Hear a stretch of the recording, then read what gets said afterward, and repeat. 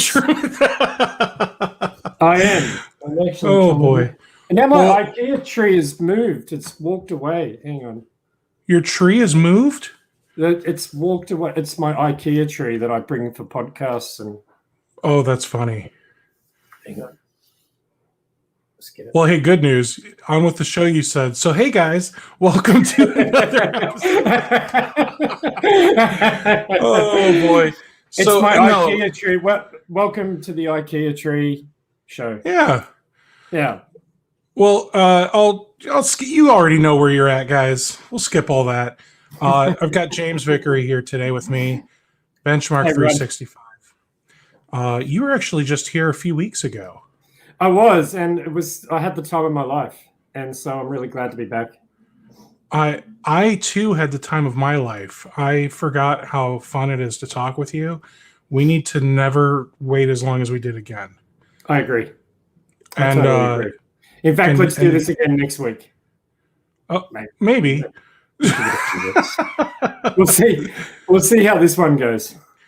I got to keep my Australian times down to like 2 a month. Otherwise, I start getting yelled at. Well, I mean, we were just talking before the show that you had Jamie Warner from Envirosoft on the show. Yeah, he was here yesterday. It was yesterday, and he was like, I saw him a few days ago. He was like, man, I've got to do this show at 2 a.m.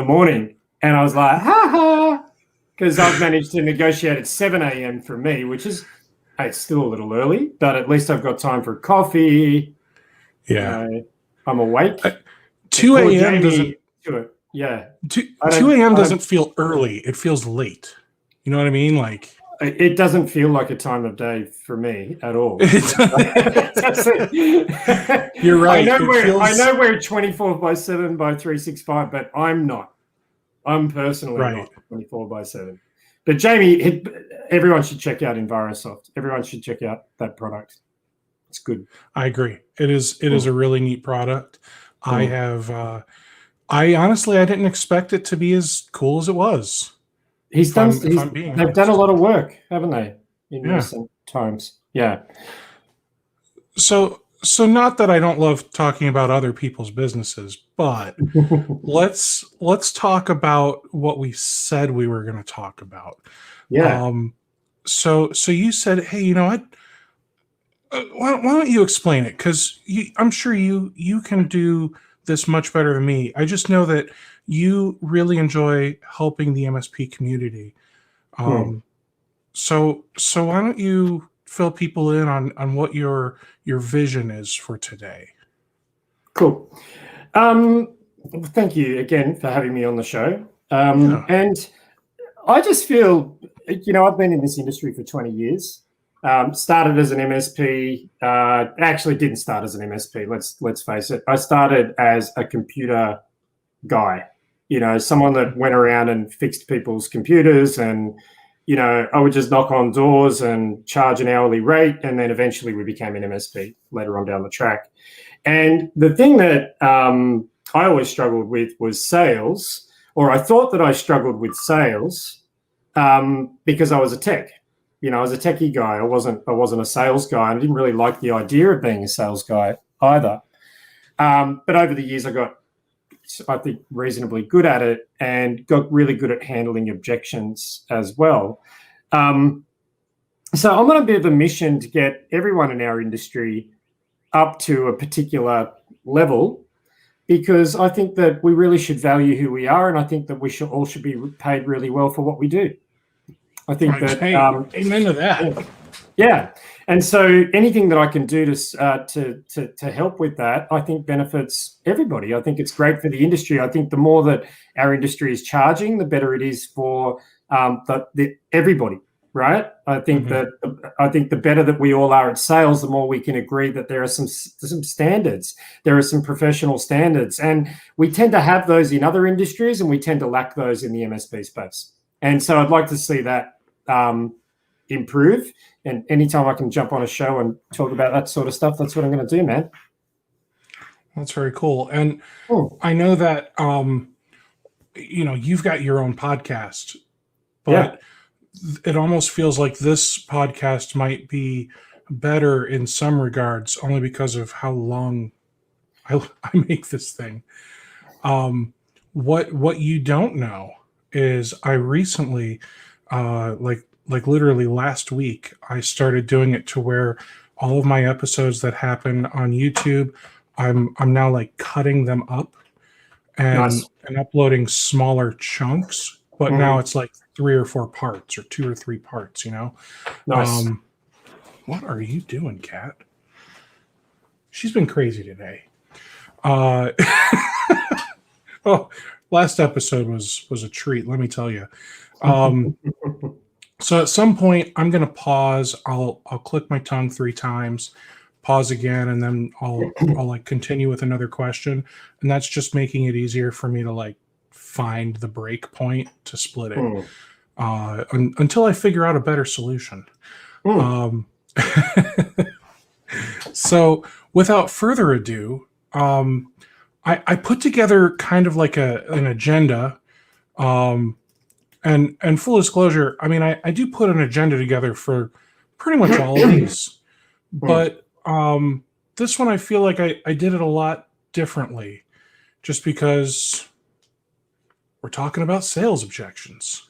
Yeah. And by the way, everybody, he sends this to the guest about 3 minutes before the show and says, No, you sent it to me, what, 2 days ago? It's just that I just read it 3 minutes before the show. Oh, so earlier I was with Dale Walls and he printed it out. It was, wow. I swear it looked like he laminated the thing. I think he turned it into a booklet. Like that guy is super prepared. I guess, being a Marine will do that to you though. Yeah. So I know very quickly, James, you've got Benchmark 365.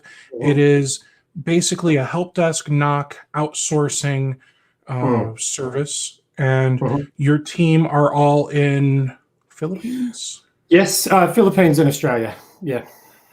And the cool thing about the Philippines is they actually sound more American than some Americans, just because of how they learn their English. So if you're worried about the dialect or rough English or anything like that, you don't have to worry about that with Benchmark.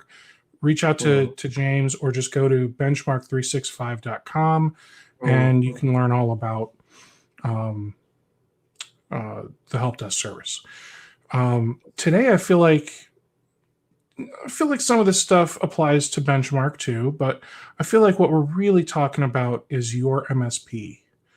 So can we get some background on your MSP? Like, how big is it? What's your annual revenue like? That kind of stuff.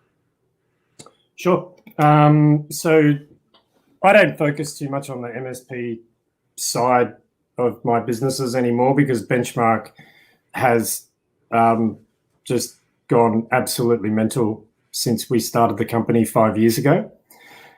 We started Benchmark just purely through people knocking on my door in the channel saying, hey, how did you do that Philippines thing?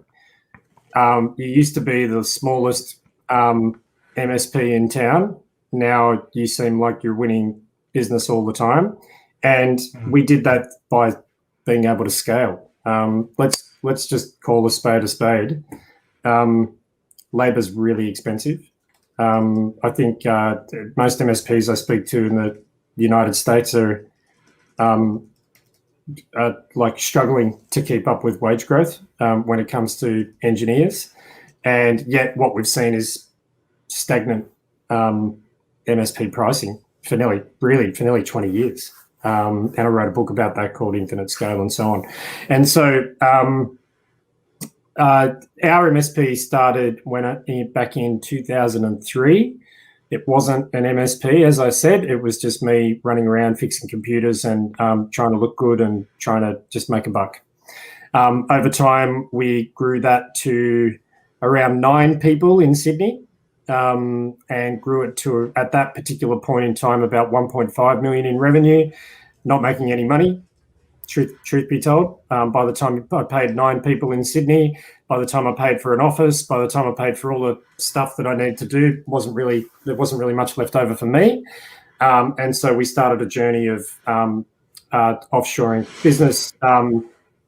Pretty much ended up around 2.5 after we did that, because I focused almost all of my time and energy on sales. And then since then, sort of remained around that level and focused more on the benchmark side of things. It's where my people and my attention are these days. Got it. Does that make sense? About 55 customers, mostly in New South Wales, Australia, but a little bit in the north and the south. Yeah. Very cool. Very cool. And today, I suspect your MSP has a pretty healthy profit margin, thanks to the Philippines. It does. Yeah. Yes, it does, and other reasons as well around rethinking everything about the model. Everything about the model. I mean, the challenge that we have in our industry is that the vendors are very good at selling products to managed service providers, particularly smaller, vulnerable managed service providers, where it's like, buy our PSA, and once you've got that in place, your MSP will scale. Buy our RMM, and you'll be able to sell thousands and thousands and thousands of endpoints. The sky's the limit, blah, blah, blah, blah, blah. And so, when I started the outsourcing component, I also started to look at other industries and how they would skin the cat. And they skin the cat a lot differently from us. So, there are just things that we just spend less money on than the average MSP. We get the same result. We get the exact same result, if not a better result. And so that's why that MSP is very profitable. Yeah. So before we jump into sales objections, let's take a brief moment to make sure MSPs are even able to ask questions that people can object to. So marketing, right? You got to do some marketing. I mean, sure, referrals happen and cold leads from Google can happen, but for the most part, when you went and obtained new prospects, it was through marketing, networking, that type of stuff. Yeah. Yep. So what does your marketing process look like, or what did your process look like when you were really going strong with the MSP and bringing on new clients? Well, the first thing I want to say is that growing a professional services business, because that's what an MSP is. It's not a product business. We're not selling widgets on Amazon. We're selling ourselves. We're selling our expertise and our professionalism. That is a marathon, not a race, right? So everybody's looking for that edge where you're going to get 10 leads a day, and people are lining up with wads of cash, and they just want to buy your managed services. I just don't think that's a reality. I think that most professional services businesses endure for something like 20 to 25 years. For most people, this is their business for life. And they operate within their community. So for me, that's Sydney. For other people, that's wherever they are. And so I think when it comes to marketing, it's first and foremost about your own personal brand, particularly when you're smaller, and about people knowing that they can call upon you at some point. But that might not be today. That might not be, I think I heard even Jamie from Envirosoft say, if blood's not gushing, then people aren't going to buy managed services from you. Right? Generally speaking, if they don't have a problem today, generally speaking, they won't buy from you. And so for me, it's always been about building network and building relationships and being there when the blood's gushing, like being that first person that pops into their mind, person, not brand name. All right. And I think the next thing that people tend to make the mistake of in early stage, I've made it, everybody's made this, is thinking that your brand is the thing that's going to resonate. Get a really great logo, get a website, do blah, blah, blah, blah, blah. But you don't have the marketing capital typically to build that brand to be a household name, right? It's not easy to do. But you, as a person, as an individual, as a trusted advisor, as a person of interest, you can market yourself and people remember. Yeah, but I remember Steve Taylor. That's Steve. Call Steve. Steve will help you out. It's not call I know IT. It's call James. Talk to James. James will help you. And so I think marketing is about first and foremost building up your brand and your network. With that said, you didn't answer the question. Sales, man. I don't know. No, yeah, you're practically a politician. So what does your marketing process look like? Big picture. Like, do you have, a lead magnet on a website, an ad in the newspaper? What? How do you start with people? Right. Well, that it might sound actually. You know what? I'm glad you mentioned the politician, because that's what politicians do. It's very manual, not automatic. It's very standing out on the street corner, so to speak, handing out flyers and business cards. I'm not saying you should do that as an MSP, but if you look at the most successful politicians, they know how to connect with people. So they're at places where there are people. What does my methodology look like? You're just not going to like it. It's in my book, Infinite Scale. You're not going to like it because it's not sexy and exciting, but it's organizing lunch. So finding a client and saying, hey, I've got another client and I think you guys would get along really well. I'd like to take you both out to lunch.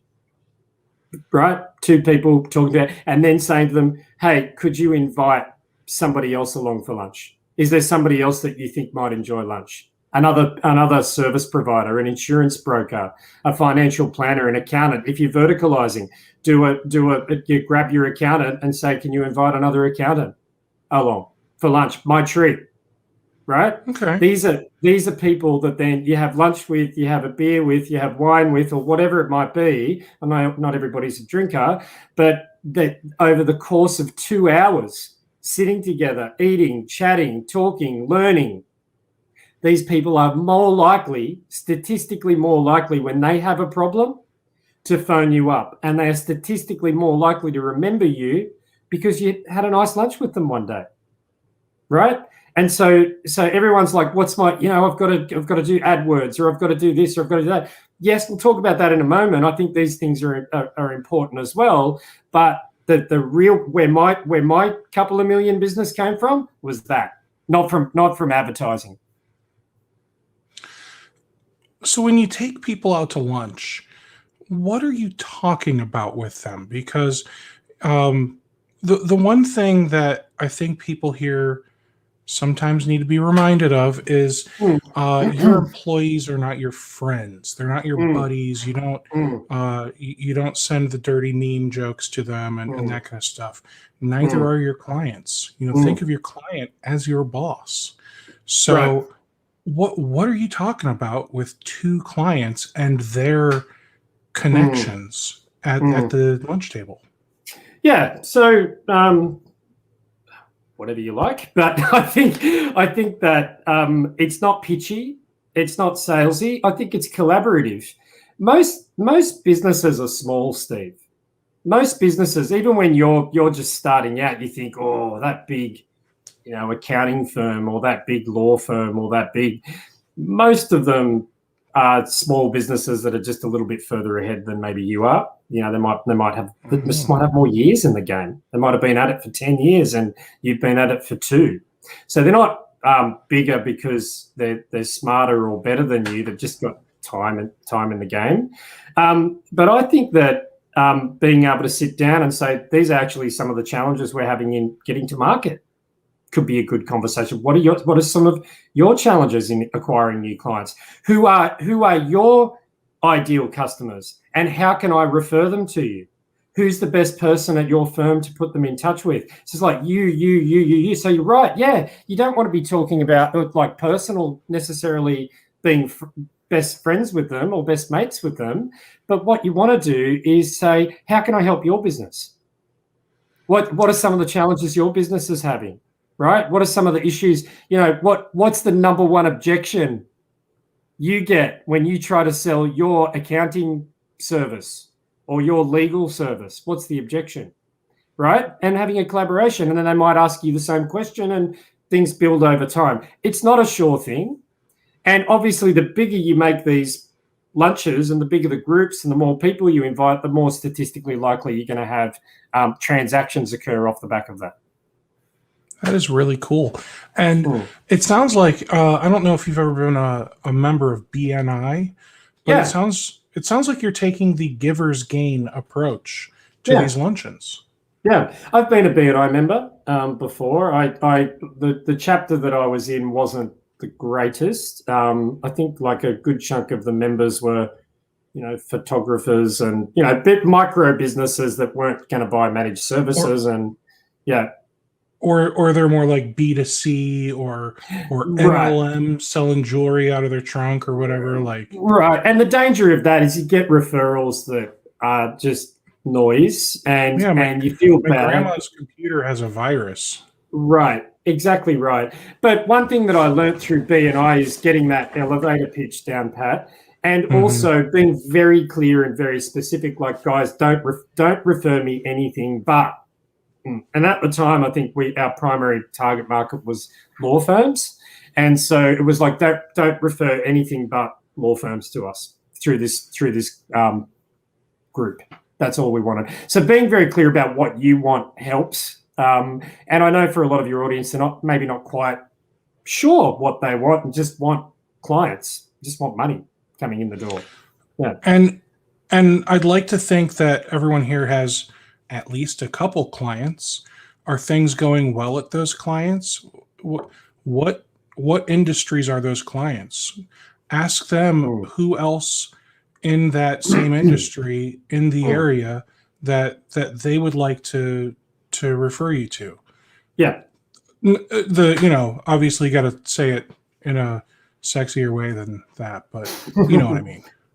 Yeah. So I think, so your question was, or you said the politician. I think politicians, as much as people can criticize them, some politicians actually get millions and millions of votes, right? And they do that through a lot of grassroots effort, a lot of relationship building, a lot of showing up in Australia. Our voting happens at the schools. So like, when the voting time comes around, everybody goes to the local school and we have a barbecue and we vote.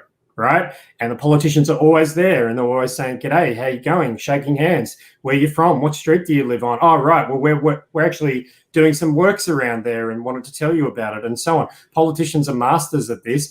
I don't like politicians any more than you do, but they've figured out that they can't just go digital.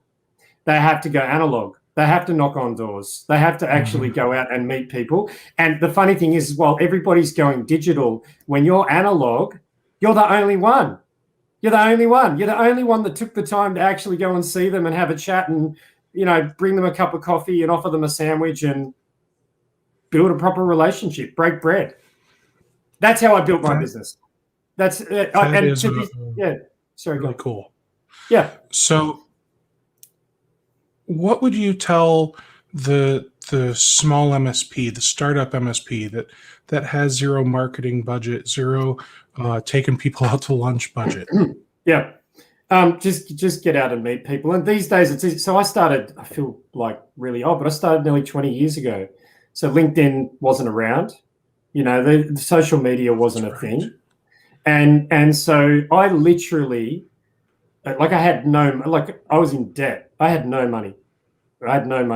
And I took my remaining few $100 that I had in credit available on my credit card, and I went to a printer and I had a couple of 100 business cards printed.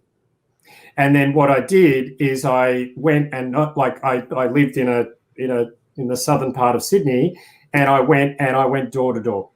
And I said, "Hi, my name's James. I've recently started an IT business. Don't want to take up too much of your time. I just wanted to leave my card in case you're having any IT issues. Give me a call."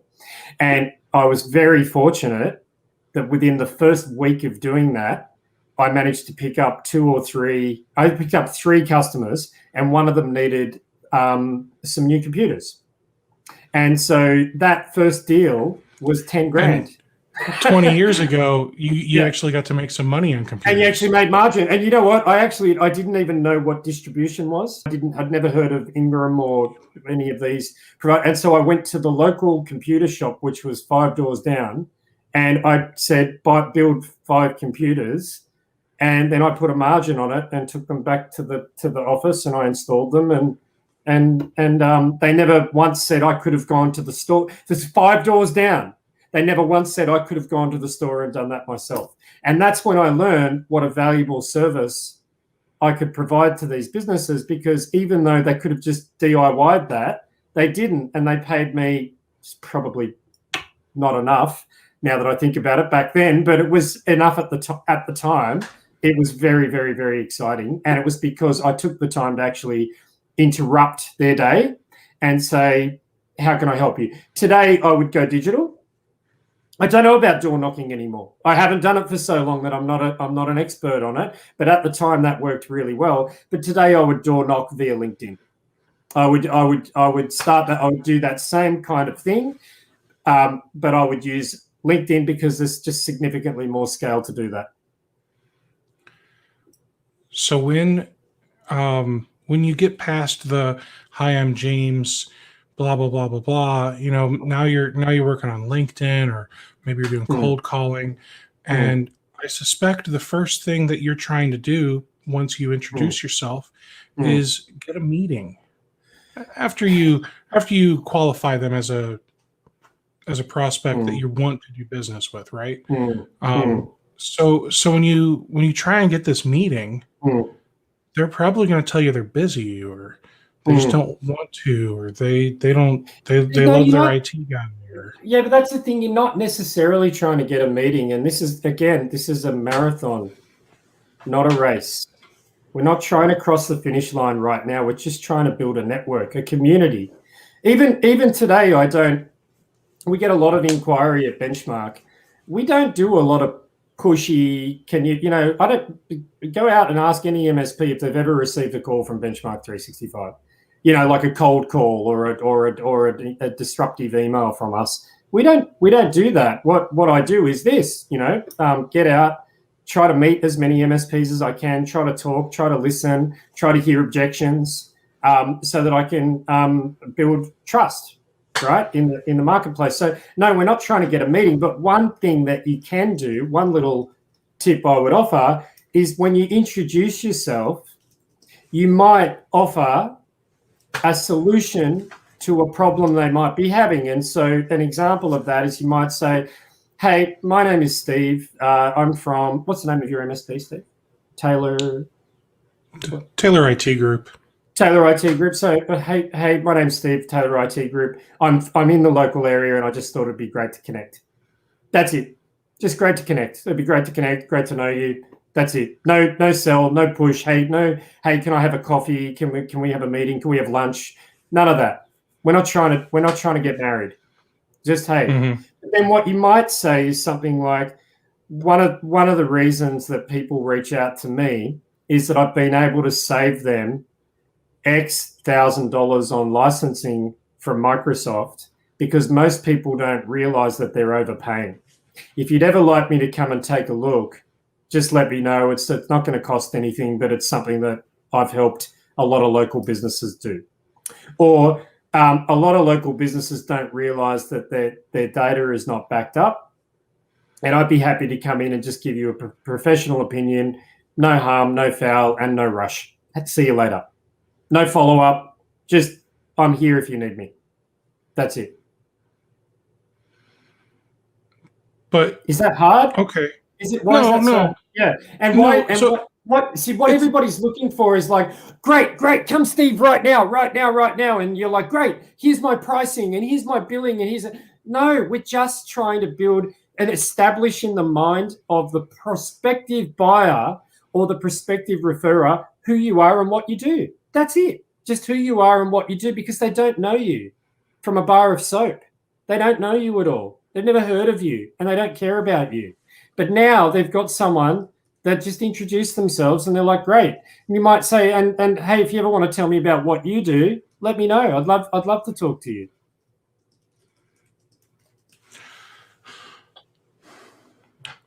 But eventually you have to ask them for a meeting, right? Yes. And now let's move to the next part. So first and foremost, to summarize the last segment of this show, first and foremost, it's about building a network, right? And that takes time. Everybody wants it now. It doesn't work like that. It's professional services. People don't need surgeons all the time. Thank gosh, right? We don't need surgeons all the time. But they'd like to know who the best surgeon is in the field if that problem ever arises for them. True? Absolutely. And not actively looking for that because no one's thinking, oh, I can't wait to get cancer to go and meet that surgeon. No one's thinking like that. But the more people that know that you're a cancer surgeon, the better. The more people that know that you're an IT professional that knows what you're doing, the better. So to summarize the last part that we're talking about, it's just about building networking, getting your name out there, being a person of value, being useful, being helpful, right? That's it. I know it's not what you want to hear, but that's it's not. it. And that can sounds like a lot of work. Yeah, funny that.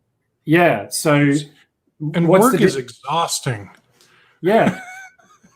Well, I wish someone told me this when I started, that, James, you're going to be you're 23 years of age. I know you want to build and scale a business and, make at the time I thought, build, scale $1 million. Great. I thought that was great.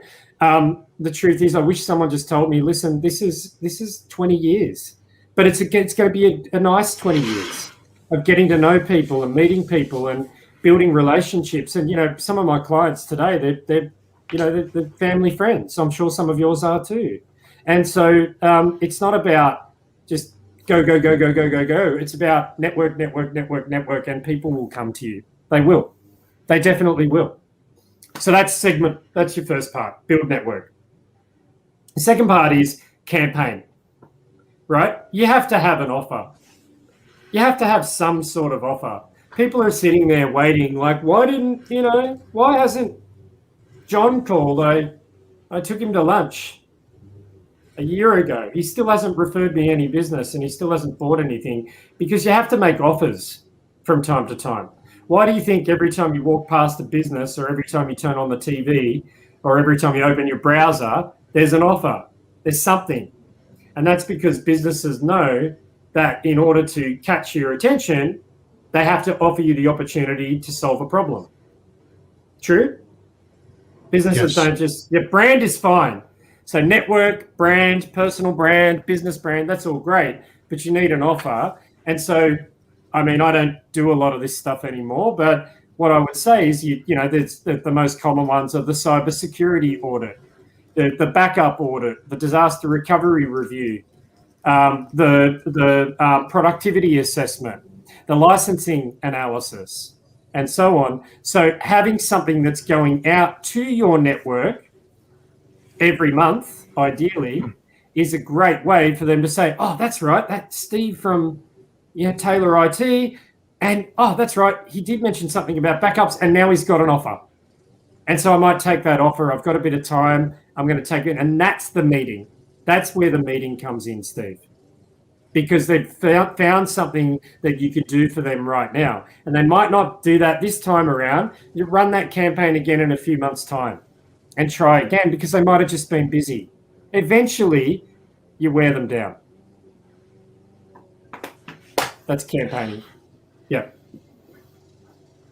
So eventually we get to a point where we ask for a meeting now. Yes, of course you do. So I had a marketing mentor and coach years ago, and he always, they're marketers, pixie dust. But anyway, marketers have some good tactics, and one of them is that this whole concept of give, ask, give, ask. It's like a rhythm that you've got to get into your mind. And so give is, hey, Steve, I found a really great article that I thought might be interesting for you. I know you love making podcasts. I found a really great article that I thought might be helpful. Check it out. Hey, Steve, I found this book and I bought you a copy. I think that's really relevant to your industry right now. One of the biggest deals I ever did was that I took a marketing book to a business that was very analog, a very, very traditional blue-collar business, and I bought them a Gary Vee book. I bought the CEO of Gary Vee book, and I was like, this has been really great for me. Bought him the book. That relationship has flourished year in, year out. It's gotten bigger and bigger and bigger, and it all started with the book. It all started with just buying them a book. I'm thinking about you. So give. And then the ask is, hey, would you mind if I take you for a coffee and just talk to you a little bit more about what it is that we do? Or, hey, check out this offer that we've got this month. But it all starts with giving.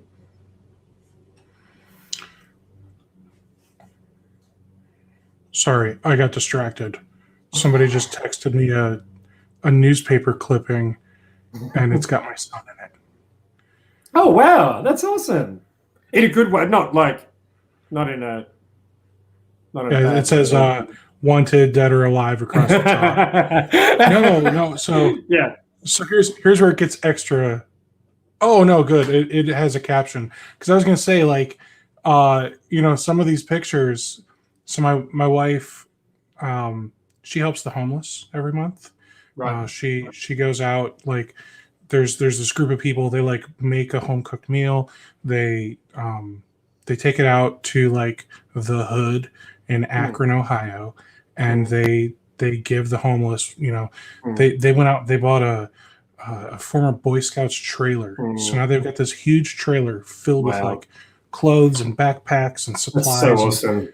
Yeah, so they get all this stuff donated to them, and so yeah, it is really cool. But I just remember there being a picture of our son Ulrich, and he's like carrying a box of supplies, and it kind of makes him look like he's homeless. So because he's surrounded by all the mess, right? So I just I saw this and I got distracted because look how great now my son looks homeless, and no, they actually explained that he is he's the son of a volunteer. So well, I think what your wife is doing is a really amazing thing, and how fortuitous that you were to mention that right now, because here we are talking about how do you just give. How do you just be part of your community? How do you just be recognized? Well, guess what? Like, I know your wife's not out necessarily selling anything, but what's one way to fill your time and capacity whilst also having community leaders who probably run businesses and probably have needs of some kind, or probably know people that do? What better way than to establish a profile? So going back to we're back in the other example, because actually you can go to any market. I'm not a marketer, Steve. I mean, I'm okay at it, but I'm not a marketing expert at all. Sales, we're going to dive into. I think I know a bit about sales. But one thing that I've learned is one thing that I'm good at is just going out and building as many relationships as I can. It's automatic. And I've gotten better at it as the years have gone by. And so when people have a problem, they're like, I want to talk to James because James knows his stuff. James will help me with this. So what I did when I was really struggling is I joined the local Rotary Club, which is a global organization. For anyone that doesn't know, it's a charitable organization and it's all volunteers. All volunteers. We have Rotary here in the States as well. It's bigger. It'd be bigger in the States than it is here. But we moved our office to an entirely new area in Sydney, and I knew nobody, no one.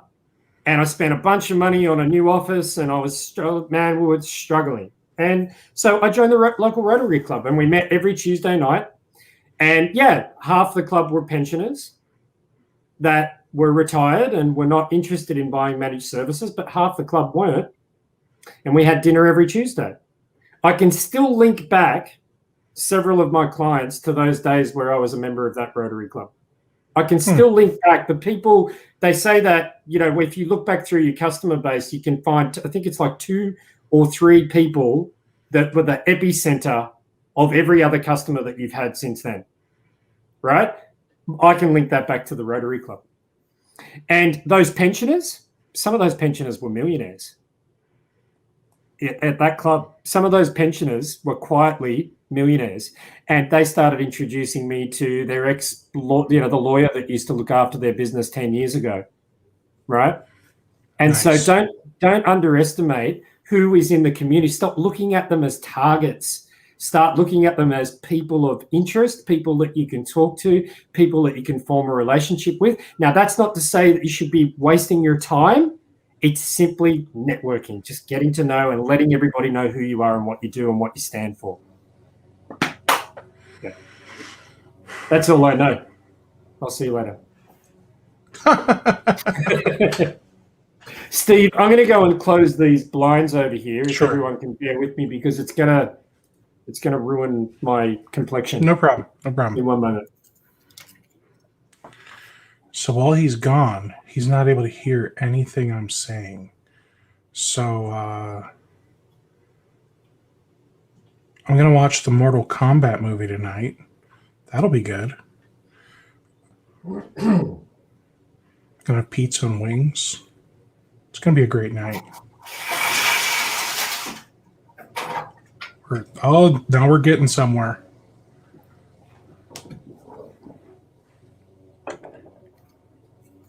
That tree didn't move again, did it?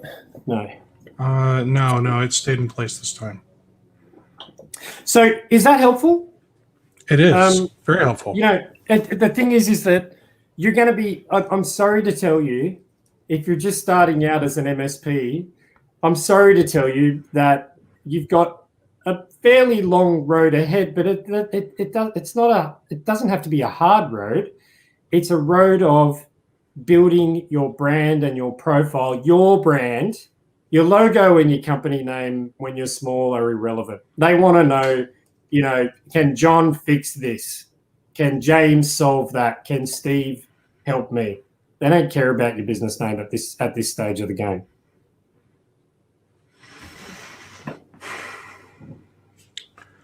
All right.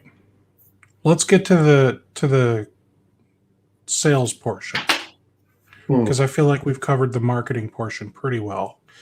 And for those of you that still have no idea how to market, this is not going to help you.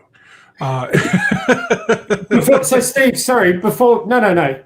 So we talked about the networking and the this and the that, but there's also how do you accelerate it? Unfortunately, this is where capital comes in, and most MSPs don't want to spend $1 on marketing and then wonder why they don't get any leads. You need to spend some money.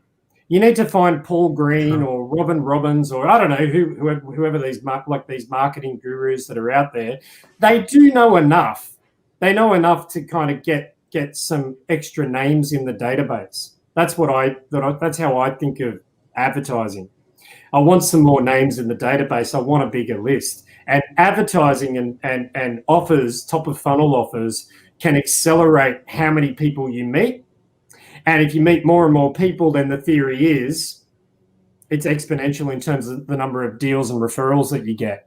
And so if you're not willing to spend any money on it, then you better get up super early in the morning and do everything manually and still have enough time left over to do the support aspects of your business as well, right? And so for me, when I had no capital, that was getting up at 5 a.m. and introducing myself to 100 people on LinkedIn before I started my day, before I had my coffee, before I got out of my pajamas, introduce myself to 100 people on LinkedIn and then go and have my day. And then out of that, 1 or 2 people might reply and say, hey, nice to meet you. And now my network's grown by 2 people. Yeah. I mean, didn't you run out of people? No. How big is Sydney? Holy moly! Sydney's 5 million people. 5 million people, and there must be there's got to be like 500,000 businesses or something. I mean, actually, here's something, because people think, there's not enough work and there's not enough business, and just go to your local Bureau of Statistics and look up how many businesses there are within a 25-mile radius of where you're located. You'll be very surprised. There are a lot of businesses. Now, some of them might be crappy little businesses that you don't want to work with. Still expand your network, and they might know somebody that might want to do business with you. But there are a lot of businesses, and I find that when you're small, you become very like, oh, there's no business out there, and no one's buying anything. But like it's just not true. The MSP market is expanding and it's booming, and it's almost $1 trillion worldwide in revenue, right? And so like there's business out there. And so in answer to your question, no, I never ran out of people to introduce myself to. Never. I haven't even been able to introduce myself to every MSP. I mean, there's thousands and thousands and thousands of MSPs, and thousands. I think when we were targeting law firms in Australia, Australia's 20 million people. There's 15,000 law firms in Australia. 15,000 in the United States, it was something like 50,000 or more. It was insane. And so we were like, when we get this done here in Australia, we'd love to go to America and sell into that market. We never made it that far, but like it's insane. Don't limit your thinking. There are so many businesses out there that need technical services. My keyboard, I apparently couldn't find the home row. Poor Eric. Poor Eric almost I don't know, busted one of those veins up in his temple there. He almost dropped the F-bomb. You almost dropped the F-bomb, James. Me? Yeah. Oh, I wouldn't do that. You never even heard that word. You don't even know. No, that word does not get used in my household. No. Well, Eric, I'm really sorry. I almost did, and there's a very good chance that I will. And I'm actually off camera. I'm fairly well known for expletives, but I'll try to keep it tidy. It's how I express myself, because I just think that they're just such there are times that these words just have to be used. So I need to mark this episode as explicit content. Yes. Yeah, but you might get banned from YouTube because of JV. Sorry, man. No, probably not. Sorry, Eric. I'll tidy it up. No fun in his home, he says. All right. So that's sales objections, James. Sales objections. Let's do it. All right. So I posted on social media earlier that you're coming onto the podcast today. You're going to talk about some sales objections, and I will help to objectify you. And I haven't been canceled yet, but all right. So how do you want to do this? Well, let's talk about what it means first, right? Like what's an objection? To me, well, I mean, with my wife, no just means try harder. Yeah, I think that's probably true for sales as well. This is going to sound really weird. I love objections. I love objections in the sales process. Objections are an opportunity to ask more questions. Objections help me reflect on whether my product or service is delivering value. Objections have built my companies. I look forward to objections. To me, it's like I can't wait to see what they can come up with next, so that I can come up with some. You've used the word combat. How are we going to combat that when that comes up again? I enjoy it. Most importantly, the fact that I'm introspective enough when a client objects to something for me to say, oh, okay, do you mind if I ask more questions about it, actually builds more trust with the prospect than if I said, well, I just disagree and goodbye. Thank you. Goodbye. Right? You have to get ready for objections if you're going to be in sales. Get ready for it. Prepare for them. Start to build a list of them, and start to come up with good answers for them.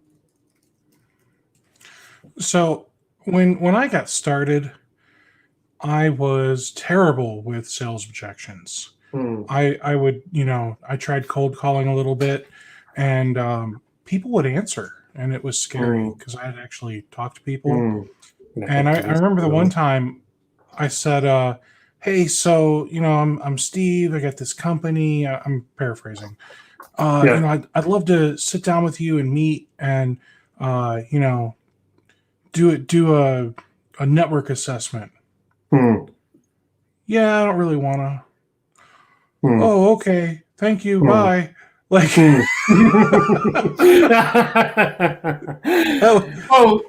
well, your deliveries. I'm sorry to tell you, your delivery sucks, man. Like going in and saying, "Oh, hey, my name's Steve, and I want to do a network assessment." It's like, "Oh, my name's Steve. I want to give you a colonoscopy." I mean, nobody wants to hear that, man, at all. You're going straight from hi to do you want to get married, and people are like, just people.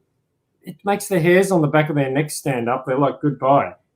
You haven't spent enough time building a relationship. You haven't spent enough time building trust, and this is not a pain point that they get just yet. That's why that doesn't work. So what you're saying is I was doing it wrong? Yeah, you're doing it wrong. Yeah. That's just like your opinion, man. It is my opinion. It is, but how did that go for you? Oh yeah, I got after 40-ish phone calls, I never did a cold call again. Yeah. I never got a single meeting.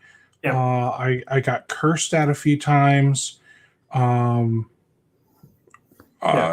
were definitely some threats of violence. I didn't enjoy it. Yeah, well, you're out selling colonoscopies. I mean, how many takers are you going to get? I like to think of it more like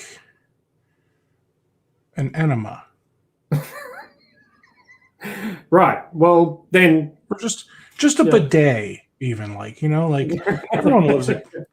Everyone loves a good spritz. See, I can't think of a time in the last. I mean, by the way, I did all of that. It's just a disaster. Sure.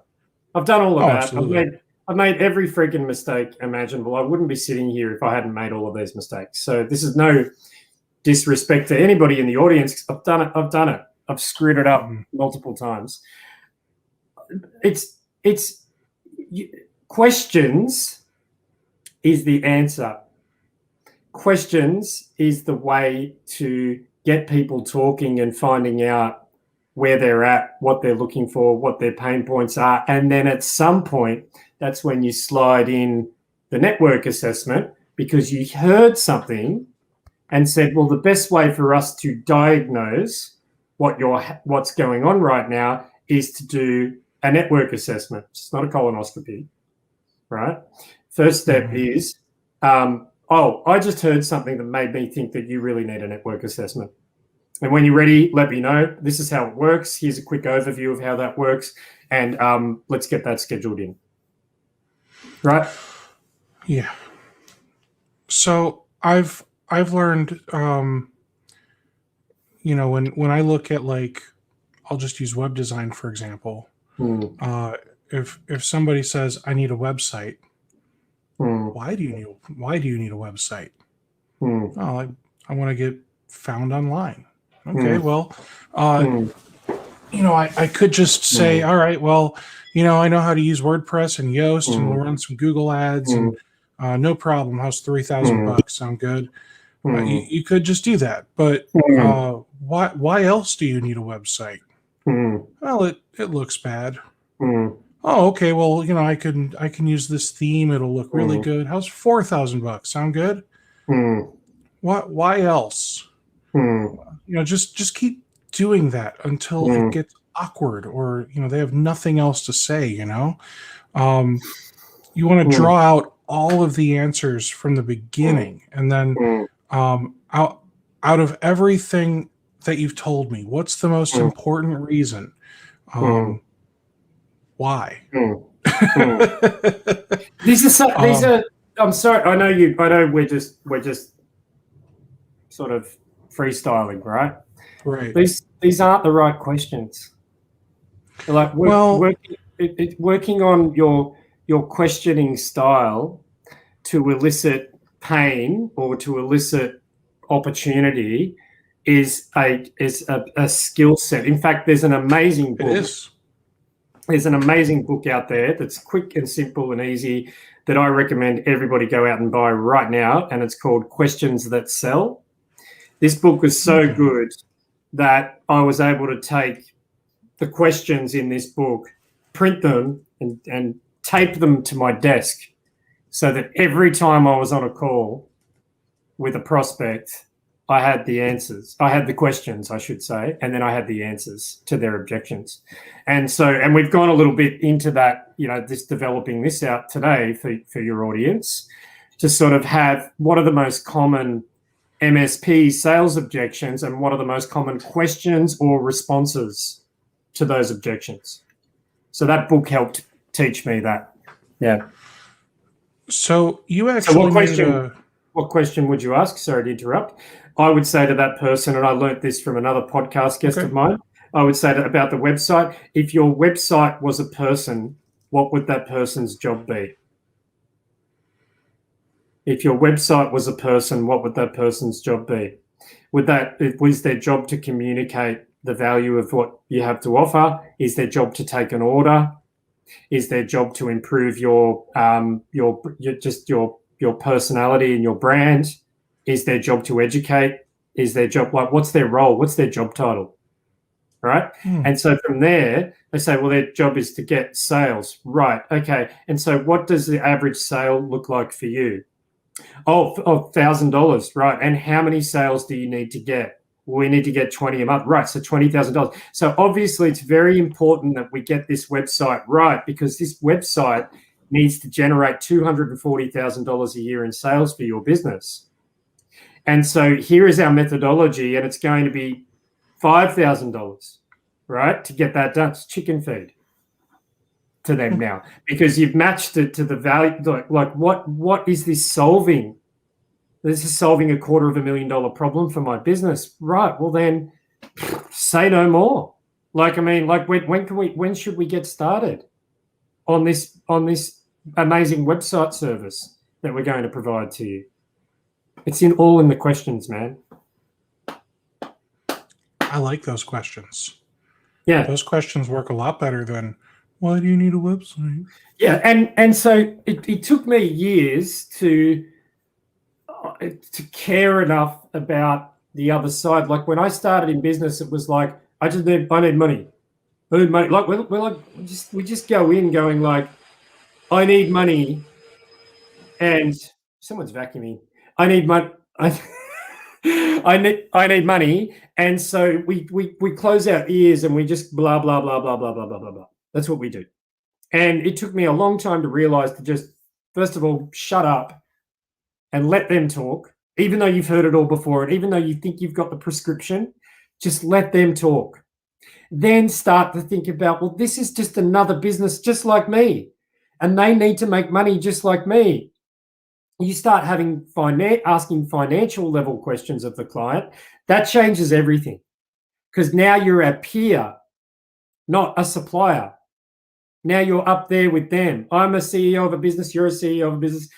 Where's the bottleneck here? Where's the bottleneck? And how can I help you solve that bottleneck? That's what it's all about. It's another great book called The Go-Giver by, I think it's Bob Burg, that I highly recommend people read as well. It's all about them. It's not about you. Very true. So you made a document. Yeah. Let's talk about this document. Sure. It's rough and ready, and I'll polish it and send it out to you after this session, and your crew can have a copy of this. And I'm going to populate it and send it to you. How does that sound? That sounds great. But what I've started with is what are my beliefs when it comes to sales. So these are James's sales tips.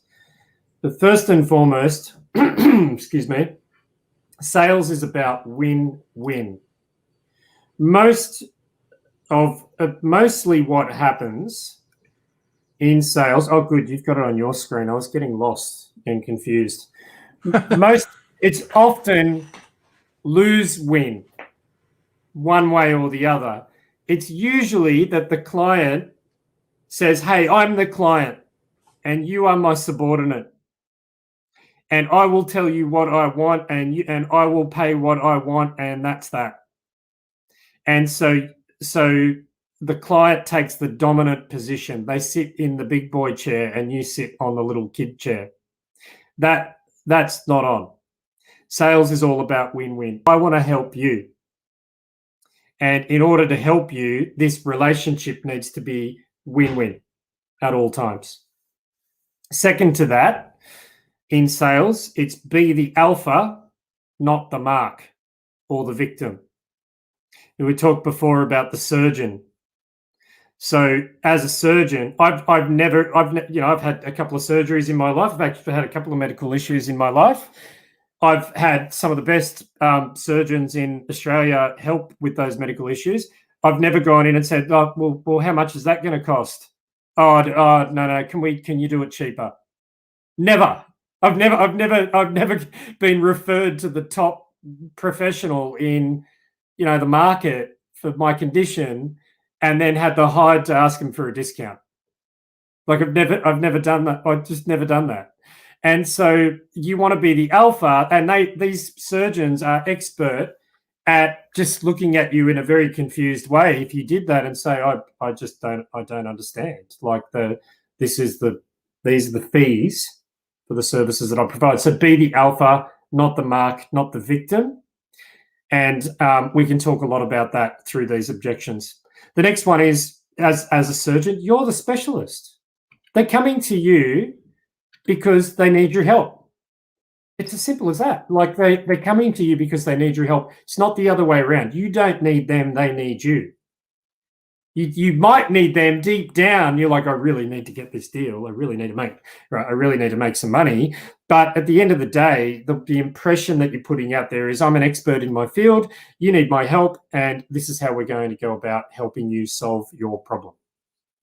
And then, are you able to zoom in on this document real quick? Absolutely. How's that? Now I can read it. Oh, good. Okay. How do you get that feeling of being the specialist and being the alpha and aiming for win-win? Is to always act as though you have $1 million in your back pocket. And what I mean by that is be willing to walk away. It's like, you need me. I don't need you. I want to work with you. I want to help you. I want to solve your problem. This isn't things that you say. This is ways that you act. So I always act as though, listen, guys, I've got an hour. I've actually got 7 more meetings today. And I do need to go, but I want to get this problem solved for you. So let's get into it. Let's go. So always have $1 million in your back pocket. Don't be the victim. Don't be like, I really need this deal. They can smell it. They can feel it. And lastly, objections are awesome. Objections are how you build a better company. Objections require introspection. Objections mean that if a customer criticizes an angle that you've taken, you need to be willing to say that maybe they're right. I mean, I think Benchmark alone, 5 years that we've been through several iterations of our product and our service because of objections. We're grateful for objections. We love objections because it helps us build something. So then the next company that comes along that wants our service, that objection's been resolved. There you go. That is very helpful. You want me to keep this in? And then so what I've done is I've just put down the ones that I've received as an MSP over the years. But I mean, I'm not sure how big the audience is today, but if you guys want to throw some objections at me and you want to talk about them, I'm happy to do that. Okay. Yeah. Sounds good. So let's start with some objections. I can't see you, by the way, but is that because you're sharing the document and you're not sharing your? Is this better? Well, it's fine. I'm a very visual person, but that's fine. Yeah. So let's talk about these objections. You said you've got kind of a long looking list of objections. People objectify you a lot. Well, they used to, and so that's how this list got created. And so, but I'm sure that anyone that's listening in will have heard many of these objections throughout their journey. Yeah. So how do you want to do this? You tell me. It's your show, man. It's your show. Let's just go down the list, man. So if someone says, "Can you just drive over here for a meeting to talk about my IT?" Yeah, they're asking you to drop everything. Yeah, just come on over. That's right. That's correct.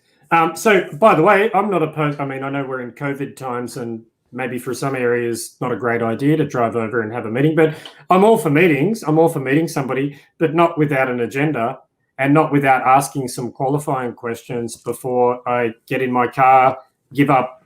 I mean, I don't know about where you are, but going for a meeting across town is a half a day disruption to my day, right? I would much rather do Teams meetings, for example. But even if it's a Teams meeting, I would follow the same process, which is I would love to meet. Do you mind if I just ask you a few questions about what it is that you're looking for? And some of those questions might be, how did you find out about us? What are you doing right now? Like, how is your IT being managed right now? What are some of the issues that you're having with your IT? What other options have you explored? And this is the most powerful one, in my opinion. What other options have you explored?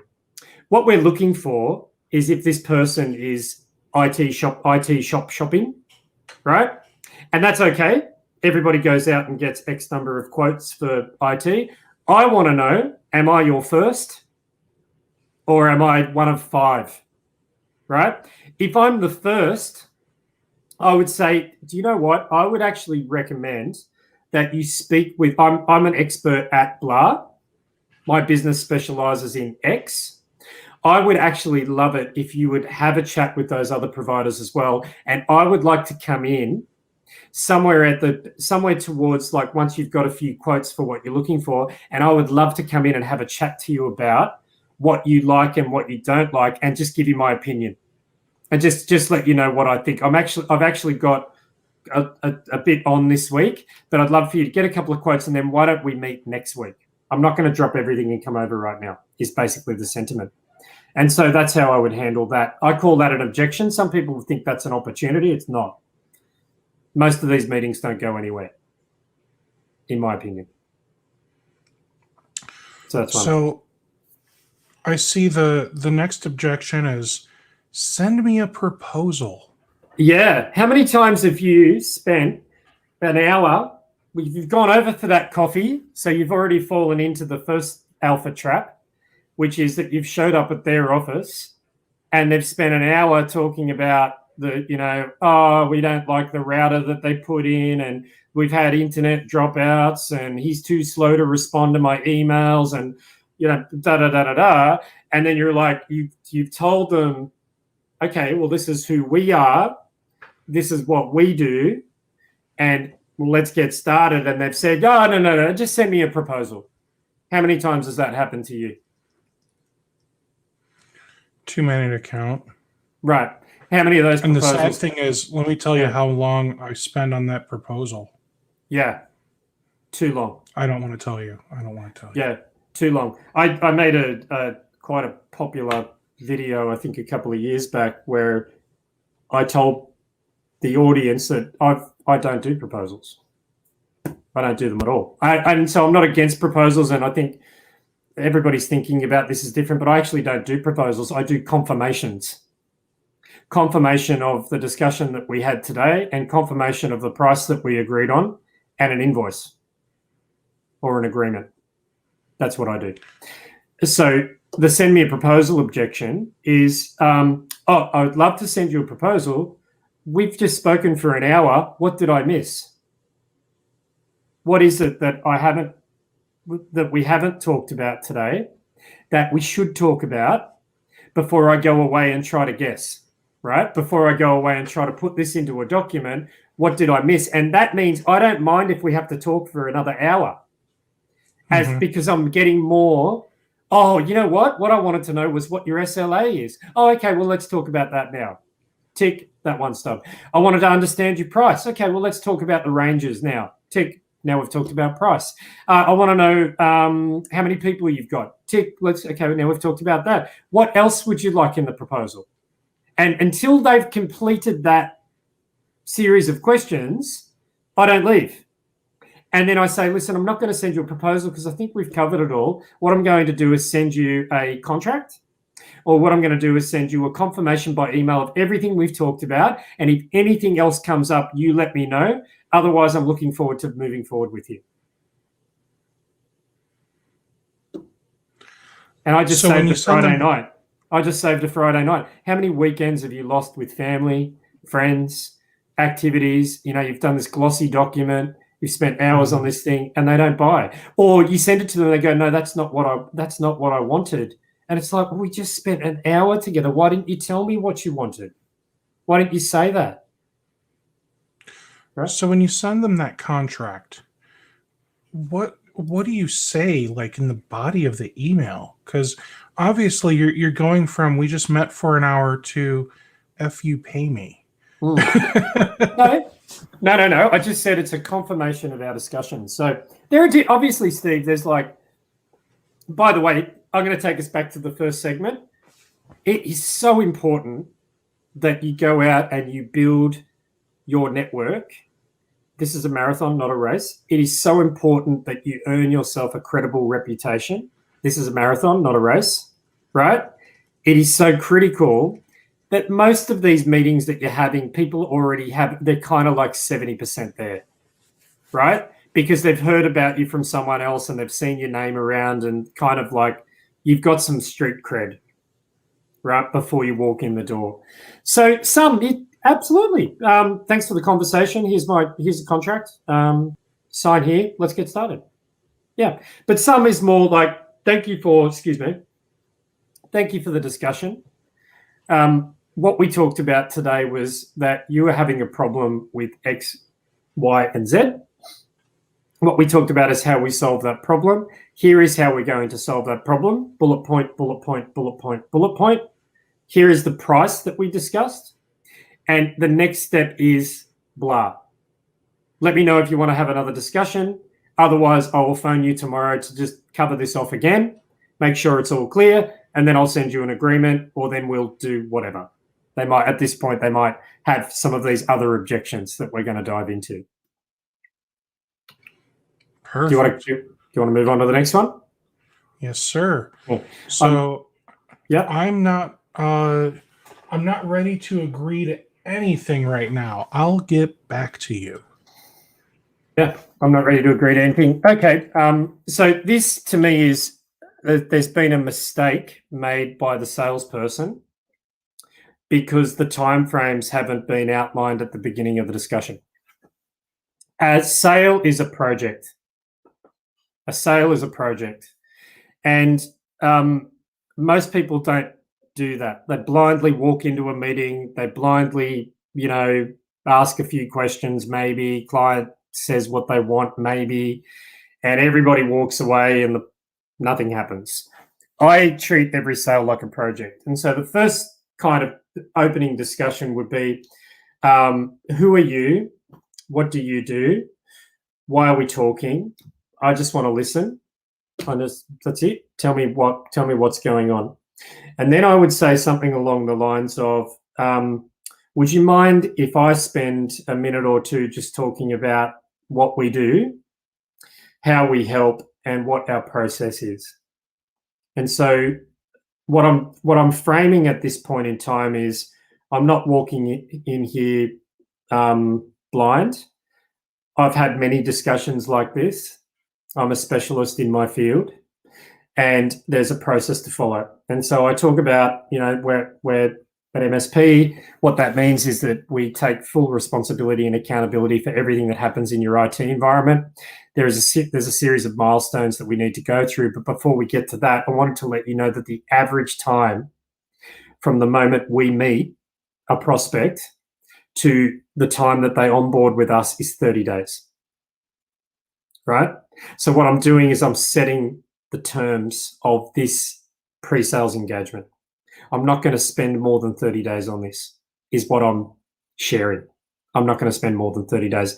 I'm not going to hassle you. I'm not going to nag you. I'm not going to keep following up to find out where you're at. It's 30 days. And the first week is some discussions about your needs. The second week is an audit or what did you call it? A network colonoscopy, a network enema.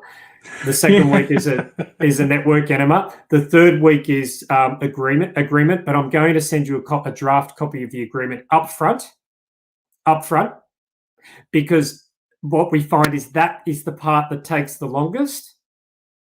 And that is the part where the objections occur. And so we want to get all of that out on the table now. There's no point me talking to you for the next month and then you get the agreement and you're like, I don't agree with the terms. And so I'm going to send that to you up front. And then the last part is the signing ceremony, and then we onboard you and away we go. Right? And so I've set the terms. Now, does it always adhere to 30 days? Of course not. Of course not. But it gives us key milestones and exit points. And so what's happening immediately after that is, after I've had that conversation, the clock is ticking. And I'm saying to them, hey guys, we've only got about 15 days left and we've still got to hit these two items. Do you need to delay? Should we pause? Should we suspend? Should we stop? I need to know, because this is basically internally what we're sharing is, this is a project and I'm not going to waste a lot of time on you because I've got other prospects. And why is that? It's because I'm the alpha, not the mark. I'm the specialist, not the other way around. Right? When you go to the surgeon, they say, listen, my next appointment is in 6 months. And I do surgeries on Tuesdays. And this is the surgery schedule. The receptionist will take you through that kind of thing, right? That's the alpha. That's what surgeons do.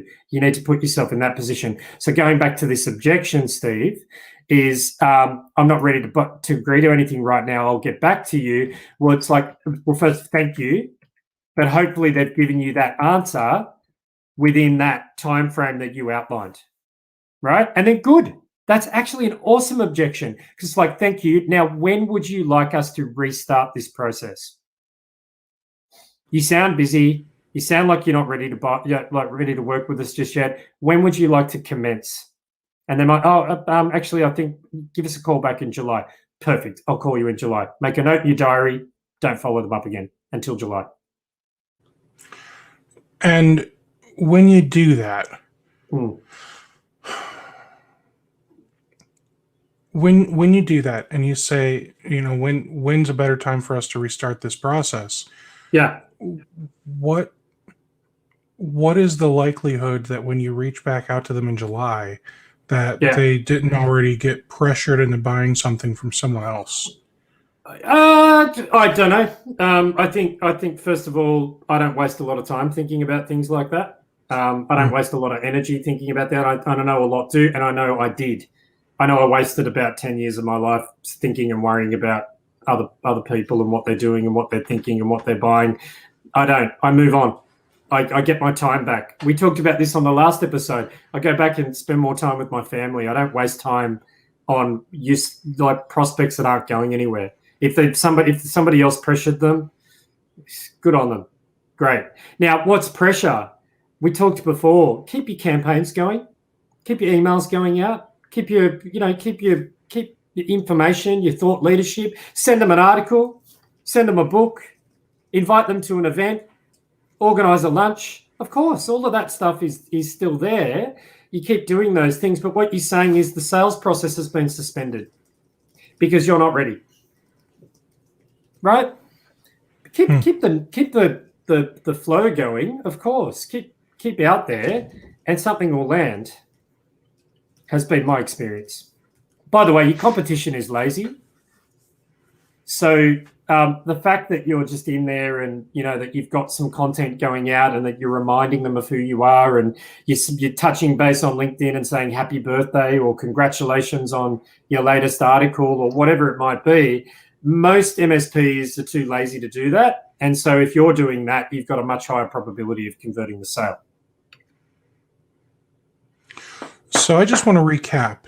You basically said that when you sit down with a company and you start this 30-day process, one of the first things you are doing is just sliding across the table. Here's my contract. I don't want you to sign it right now.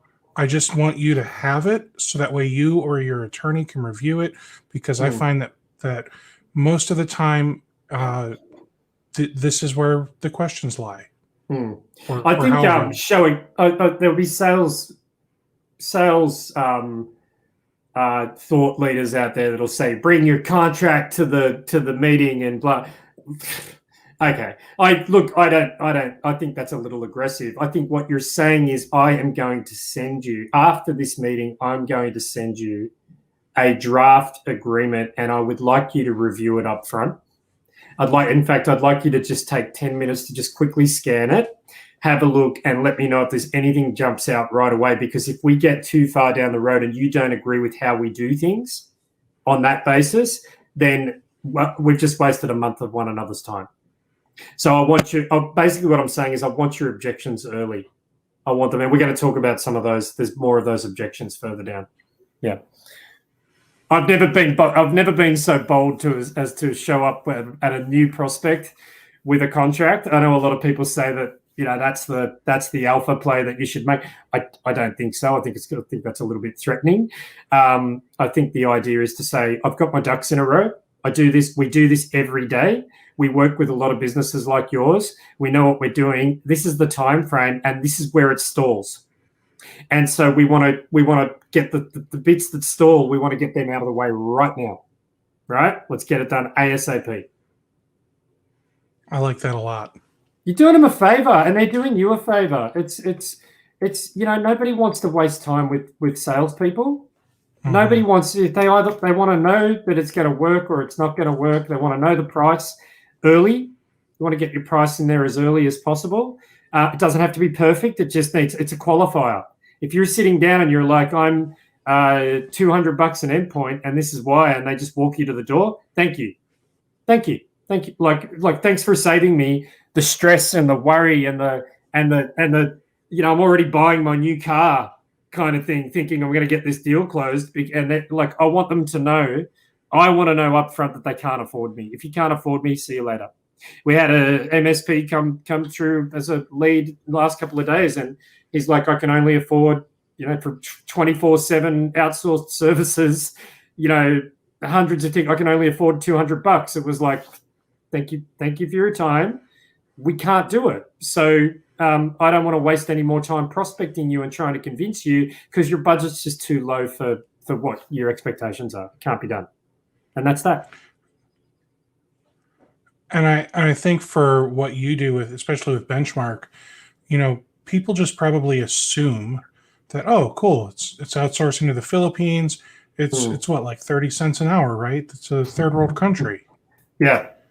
They don't realize that the Philippines is isn't it like the tech hub of Southeast Asia? Yeah. Well, I think what people actually, I wouldn't say that happens very often, Steve. It probably did in the early stages of Benchmark, because we were kind of a pioneer at this model. It's outsourced help desk. It's 24/7, and it's fractional, meaning you just pay for what you consume. And it's month to month. I mean, no one's doing that, right? I still think we're the most economical provider in the market. In fact, I know we are the most economical provider in the market, and we don't get a lot of that. But I think people don't realize what they're buying is a system that works. You're not buying an employee that sits there and just you've got to direct them all day and send them tickets for, what did you say, 30 cents an hour? Oh, that'd be nice, but like they're buying a system where that's all managed, maintained. It's there's redundancy in place, there's training in place, there's software systems in place, there's it's a package, and that package delivers a result, and that result saves you 50% on what otherwise would be your staffing costs, and it delivers more margin to your business, right? And so what most people get most of that, but some people now and then come stumbling in and they're like, I don't understand. Why is it so expensive? And it's like, have you really thought about what's involved to have warm bodies at the other end of the line at 2:00 in the morning fixing your client's computers, right? There's a bit more to it than 30 cents an hour. Yeah. We'll get into the benchmark objections later. We can talk about that if you like. Yeah.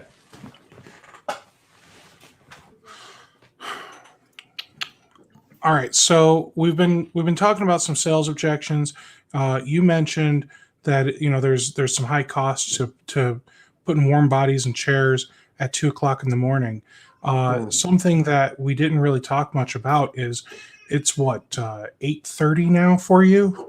Yeah, that's good. In the morning tomorrow. Yeah. So James, can you tell me what is Dogecoin now at, and should I sell? It's just dropped to 5 cents. You need to sell right now. All right, guys, you heard that. Everyone needs to sell their Dogecoin. Is that insider trading because I'm in the future and I'm able to tell you what Dogecoin's going for? I don't know how that works. Yeah. I think we're fine. It's probably fine. All right. I hope I don't. The sad thing is there might be somebody that believes us. Yeah. Wait! It just jumped up to $1 million. It's $1 million now. Oh boy, you shouldn't have sold. Yeah, $1 million. It's $1 million Monopoly bucks. Yeah. Well, yeah. So some people don't understand what cryptocurrency is actually used for. Well, so I didn't know what. I feel stupid because I've told you this before. I've been on your show many times now.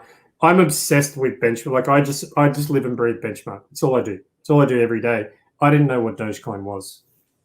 I had no idea. And when you showed me, I said, "Oh, doggy coin." Like I know nothing but I obsess over every little intricate part of Benchmark 365 and our partners. It's all I do. And then when I'm not doing that, I obsess over my little family and our lives here. And that's it. I'm stupid about everything else. I don't know anything about anything else at all. Oh boy. Yeah. All right. So let's go back into these sales objections. Now you said if somebody's budget's like way super low, obviously you're going to walk away. But if somebody says, I don't have budget for this, something else is going to happen. Yeah. So this comes down to size. So people that use words like I don't have budget for this are usually larger, I would say more mature businesses. So I don't hear this from like Sally, the financial planner, one woman operator. I don't hear that. I just hear I can't afford it or I can't. And so that's a different objection. We'll get into that. But I don't have budget for this is usually from a slightly bigger organization. You might not be dealing with the owner. You might be dealing with a manager. And so the natural question would be, Steve, what do you think? Well, who is in charge of the budget? I would say, how do budgets work? Help me understand a bit about your organization because we've only met today, or I've heard this from large clients of our MSP, like even today, right? I said, I don't have budget for this. It's like, just walk me through how the budget works and what have you budgeted for? Like what is the budget? Call it point blank. I mean, if they can't answer that question, then it was a stupid statement to make in the first place. They should have just said, I don't want to buy or I don't want to spend any money. In which case, thank you, goodbye, appreciate your time. I'm going back to my pursuits. But saying I don't have budget for this is like, when does the budget start? Who, to your point, who is in charge of the budget? And what does the budget look like? And let me see how we can work together on that. I like that. Yeah. Send me some references. So it's my favorite. This is one of my favorites because everyone craps themselves when a client asks this, a prospect asks this, right? Because it's like, oh, I want to send John, but they just had a server outage last week. I don't want to refer him, and I was going to refer Sally, but she's thinking about changing providers. She's mentioned a few times, so most people flip out when prospect or we don't have any. Is another one. Don't have any references when you on the scene. Don't have any references just yet. That's a hard one. What I would say is, cool. I'd love to put you in touch with some of our very happy clients. What questions do you have for them so that I can put you in touch with the right person? Why do I ask that question? Why do I ask that question? Because it means there's something still in their mind that they don't trust me about. So it's what do you need to know? These are valid questions. What is it that you'd like to know from them? And I want to know how responsive you are. Well, okay, let me talk a little bit more about that. And I will put you in touch with somebody, but let me talk a little bit more about why we're the most responsive MSP in the market. It's because we use Benchmark 365. Anyway. Send me an email about what you offer. I'll follow up later. Send me an email about what you offer. I'll follow up later. So are you on a telephone call? I suspect that's what he asked. Is about a telephone call. This is the same as to me, this is the same objection as send me a proposal. It's the same objection. It's like, I'll get that right away. Can you give me one or two things that you need to know? What I would say is, look, we're not a very salesy business. We don't have glossy brochures. We're a professional service provider. What are some of the things that you'd like me to convey in this email? Like, what would you like to know? I can send you a bunch of crap, but what a waste of time for you and me. I say that to people. Like, I don't want to waste your time or my time. What do you want in the email? What is it that you're looking for? And then that gets the questions, just questions. Oh, you're looking for that. Why are you looking for that? And so you're keeping them on the line a little bit longer. Why are you looking for that? Why is that an issue? What options have you explored? Who have you spoken to about this? What have you tried? What haven't you tried, but you think you should try it? Right? Just keep asking questions. Then send the email. If you have to. I don't think you'll need to send the email. Because after that, it's a confirmation. We spoke about all of these things on the phone anyway. So just to confirm, we spoke about X, Y, Z, and then here's the next step. The next one I see here is, I want to buy a Dell computer or a Sonic Wall firewall or whatever application, not the one that you recommended. Yep. So, like, I think my response is, who's the expert here, me or you? No, your response is a question. I don't know if you're picking up the theme, but it's all about the question. So it's like, why do you think that is the best product for your business? Right? So why do you think? Is that, well, because my buddy uses Dell and he thinks they're the best, and my cousin, okay, and all right. And so what if I were to tell you that we have certified engineers that attend sales presentations, training courses, that we have reps that are locally based here, that we know everybody in HP or IBM or Acer or whatever, that we have very close connections, that we get the best pricing, we get wholesale pricing of these products, but most importantly, when something goes wrong, we have a direct channel to talk to somebody that can help solve that problem. So what if I were to tell you that, Mr. Customer? And if the customer then continues to demand, well, then say, well, and we're going to get into the cake analogies now. We baked a cake. We've baked a cake based on 20 years of experience in this industry relationships and training with XYZ vendor, number of certified employees in the company that work on those products, and we have baked a cake and a pricing model based around that. And what you're telling me is you want us to remove the sugar. and it's not going to be the same. And so, by the way, I'm in sales, so I want the deal. I can do that for you, but these are going to be the exceptions. It might be price. It might be that I actually need to raise our per endpoint price by $50 because I have no relationship with this vendor, and every time something goes wrong, it's going to cost me money. Every single time we have an issue with one of your computers, I'm going to have to get a guy on the phone to India to try to figure this out, and I can't do it. Not unless I put fees up. Or I need to exclude it so that every time something goes wrong with that machine or that firewall or that widget, we need to charge a rate for that. I don't like that one, by the way, but that's an option that you can put in. Sure. Or could we agree that on the next refresh, and can we put that in the contract, that on the next refresh, we will put these devices in that meet these specifications, and your next refresh is due this time next year. Can we agree on that? Let's just get the relationship started. And can we agree that we might have to have a conversation about this along the way if one of these machines fails? I like that. And my son is crazy. I want to buy my own equipment. Sure. I just want to have you come install it and manage it. Yep. Yeah. I don't see a problem with that. Yeah.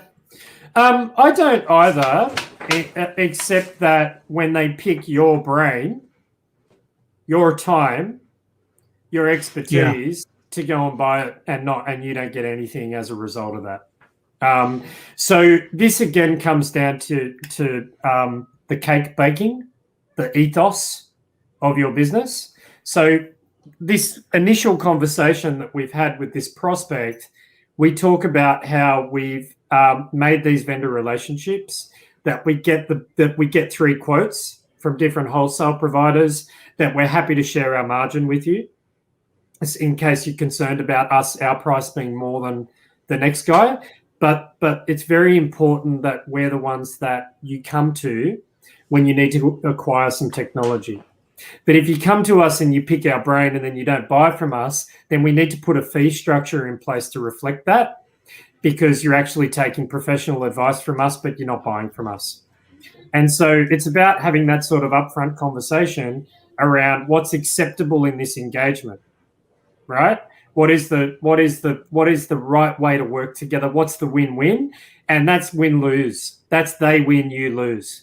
They buy, you don't get any money from it. They win, you lose. I can't do business like that, right? Well, and what I've done in that particular situation is, I say to the client or prospect, that's not a problem, and if you want to buy it, through Dell or SonicWall or Best Buy or wherever, that's totally fine. But just know that, I will have to charge you for the installation. And if you have a bunch of questions about it before you buy and you ask me, that's consulting, and that's billable. Yeah. Yeah. And it's almost like, and you want it to go wrong. Like we've had, I'm sure you've had this. They go and they go on Amazon and they're like, no, Steve, the one you quoted was $1,000 more, and you're wrong, and we're right. And then they get it, and it doesn't have enough RAM, and it's running Windows Home, and it doesn't have a LAN port. There's all this crap, right? And like to me, I'm like, yes, awesome. So I escalate that immediately to the highest possible person that I can in that business. And I say, we had a conversation about this at the start of our relationship. I understand that you're trying to save money. I get it, but this has caused 3 days of disruption to your business. This is going to cost a lot of money to rectify. Next time, could we please follow the process that we've outlined, which is that you'll come to us for the quotation. If you disagree with the quotation, we'll have a discussion about that. But at the very least, please, because I manage this environment and I bake this cake, please stop making decisions that affect our engagement. Please stop doing that, right? I'm direct about it. Have $1 million in your back pocket, be willing to walk away. So what do you do when somebody says to you, it's been working fine till now, I don't need this? So as in, this is a brand new prospect. They've contacted you, or they've agreed to have a conversation, but then they're saying, "Oh, but everything's great, everything's fine." So I think there's probably two different scenarios here. Scenario one, and I'm guessing based on feedback I'm getting from other people here, right? So scenario one, new prospect. Hey, I something stupid. My Wi-Fi isn't working. Okay, great. I fixed your Wi-Fi. Here's a contract for managed services. Like, I think that type of stuff. I think that they're going about it all wrong because they're not asking the questions. And like you said earlier, when you say, "Hi, my name is Steve. Would you like a colonoscopy?" You're basically doing the same thing, right? Well, okay, let's use this scenario. So Sally calls up and she says, "Hey, Steve, I heard you, we met on LinkedIn once upon a time. I actually heard you're really great. Listen, I'm in a bit of a bind. My Wi-Fi's down. You just come out and fix it," right? What most MSPs, well, there's two things MSPs do, and they're both wrong. One is, yeah, sure. You just go out and fix it and send a bill and try to open up a conversation about managed services. Goes absolutely nowhere. Goes nowhere. Doesn't work. And the second one is to say, "No, we're a managed service provider, and we don't do that. You need to have an agreement with us, and then we'll come out and we'll fix your Wi-Fi." And both of these are just wrong. Just don't do that. We talked about this on our last block of hours, right? It's got to be enough money. There's got to be enough pain. Like, I don't know your market rates, but for me, that block of hours would be somewhere between $1,500 to $1,800 for 10 hours in the Sydney market. And I would say I'm absolutely happy to come out, Sally, and solve that for you. I'm going to get my best person on this, and they're going to be out there like that.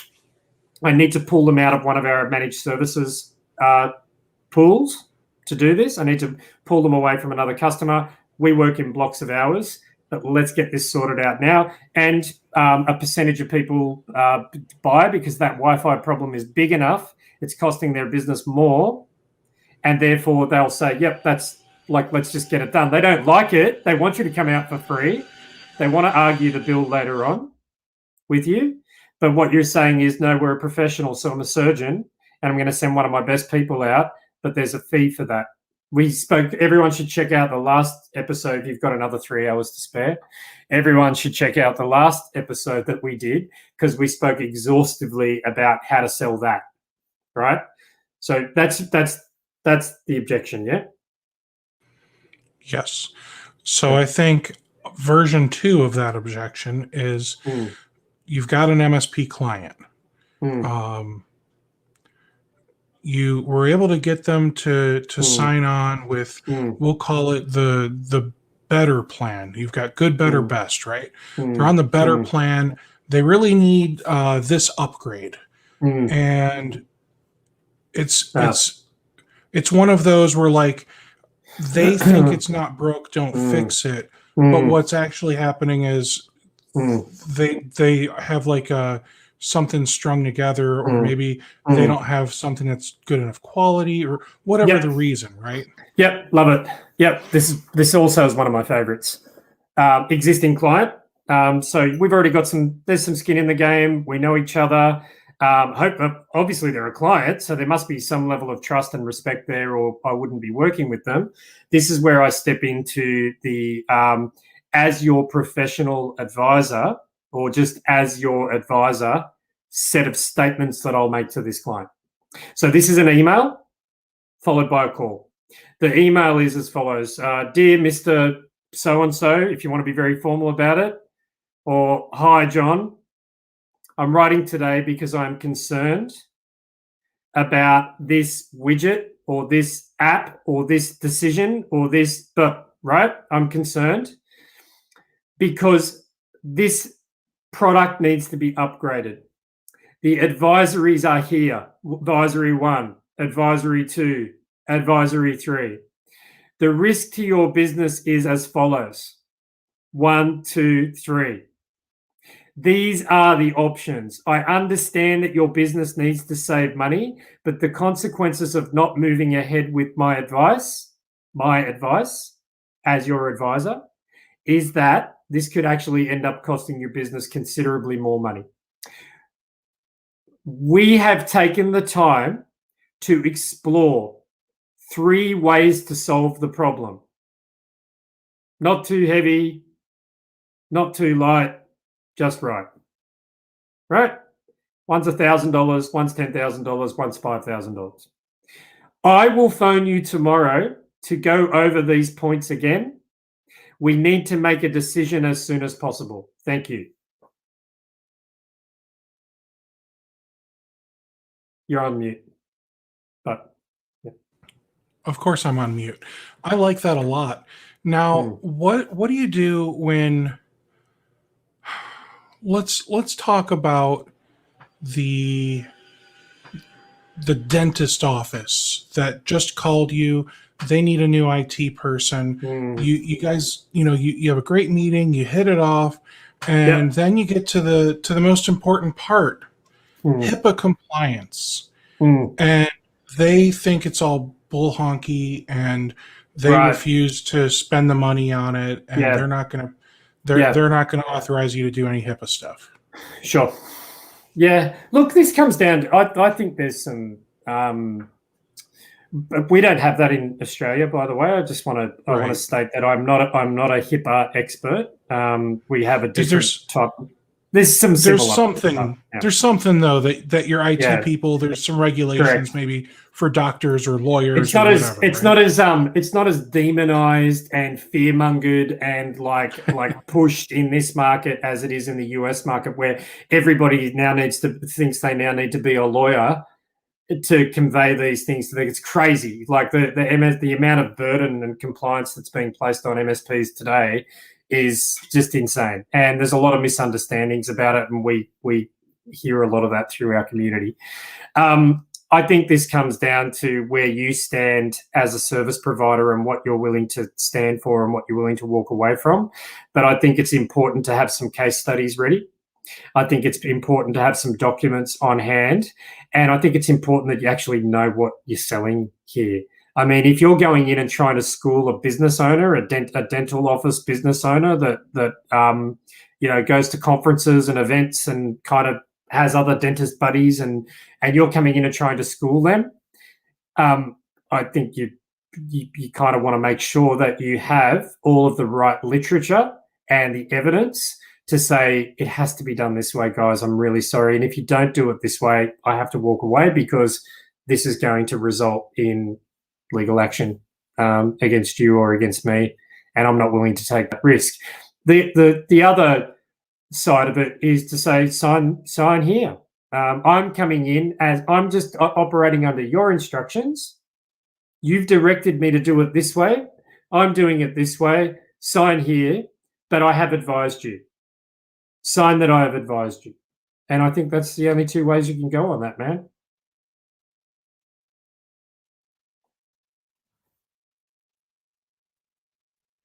Your silence says everything. I want Steve always assigned to my support tickets. Yeah. So we pay Steve $100,000 a year here at Taylor IT. Steve is one of our top people, and everybody wants a piece of Steve. I'm going to need to revise the way that we've costed your service because he's not available as a on-demand resource. We have a team. We have others within the team. That's one. So that's just upfront. Like, I'm not allowed to swear, am I? Eric's told me, but that's like okay. Two is I thought that you engaged us because the problem is that if your IT is dependent on one person, then you now have key man risk in your business. I need to make sure everyone in this organization has a good understanding of how your IT works in case something happens to Steve. That's 2. What's another one? There's so many angles on this one. 3, what is it about okay, this back into like introspection. What is it about Steve that you like what is it about Adrian that you don't like? And how can I work with my team to make sure that Adrian is meeting your needs as well as Steve is?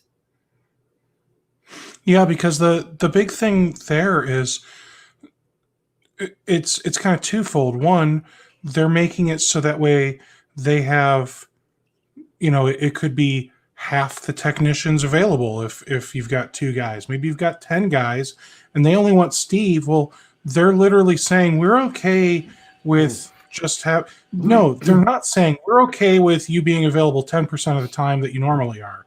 They're saying we need Steve to drop everything because he's the only guy we trust to handle our stuff. Right. Yeah. And so this is a conversation. Again, I think questions are really valuable. I keep saying that. I want to know why. I mean,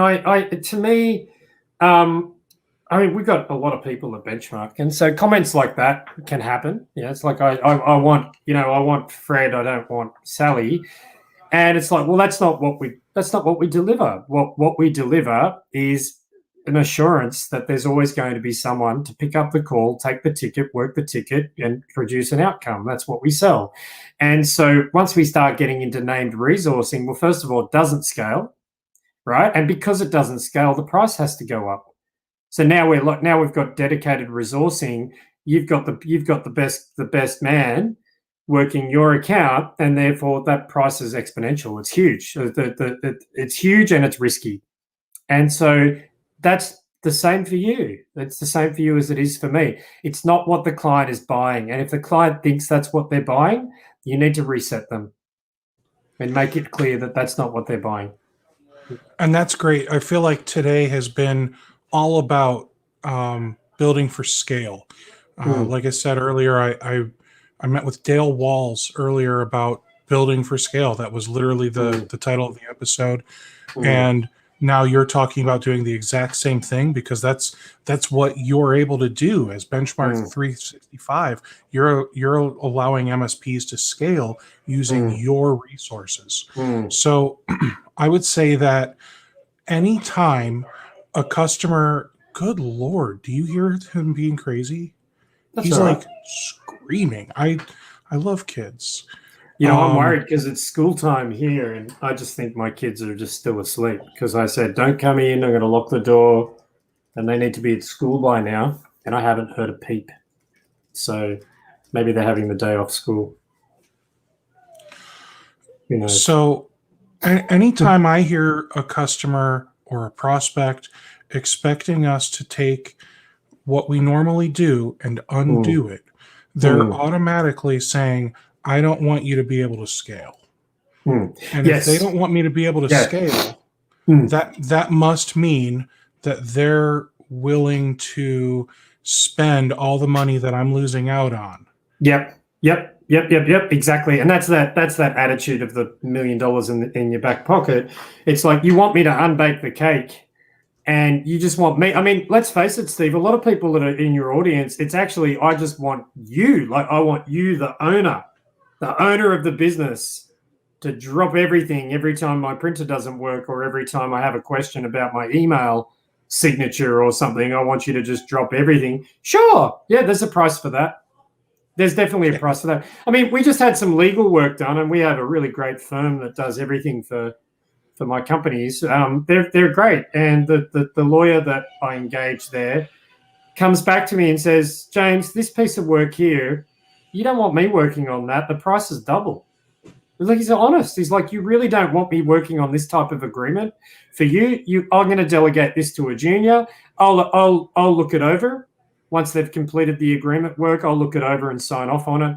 And so it'll just be an hour of my time and 5 hours of his, right? And so as an MSP business owner, the client's saying, I want you to drop everything. You've got to start to kind of get good at finessing that conversation back to, well, that's not what we sell here. That's not what we do here.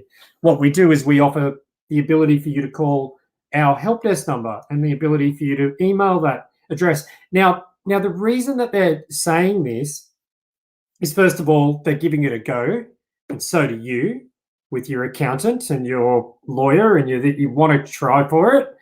But what they're also maybe saying is they don't have faith in your team. And you have to address that.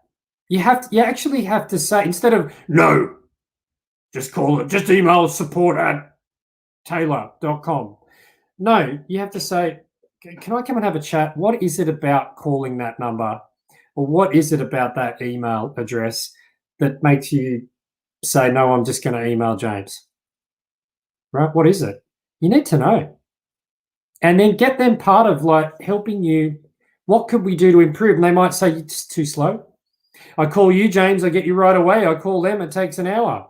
Oh, okay. It sounds like you're looking for a more aggressive SLA. Let's talk about that. What does that look like? What does that cost? How many more people am I going to need to recruit to do that? Does that make sense? Like, yeah, it does. It's there.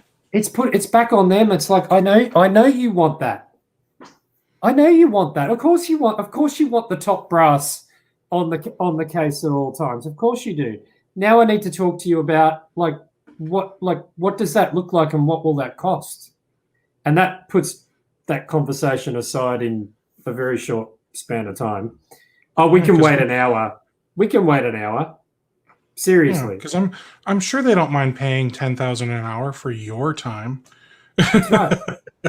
And they it's easy to criticize customers, but you're the same. We're all the same. We're all looking for the best we can possibly get. But it's about getting it back to win-win. So look, it's like, Karen, I know you want that. I know you like Karen. Karen, I know that you want us to drop everything to fix your bubble jet printer. I know that you want that. I get it. I would want that too. But in order for us to be able to be that responsive, I need to hire 5 more people.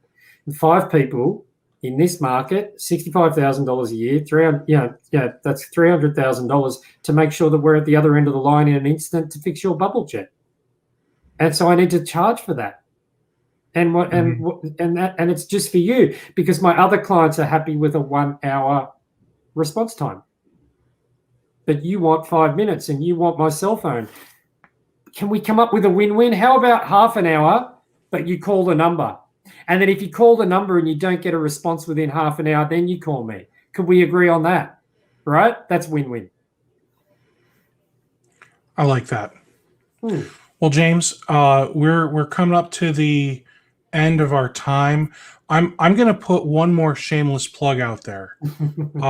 For those of you that love the content that you hear on RocketMSP Podcast, but can't stand the screaming children and vacuum cleaners, go to anchor.fm, anchor.fm/RocketMSP. And there's a button that you can click to support the podcast. And once I get enough support, I will rent space away from all this, away from all that.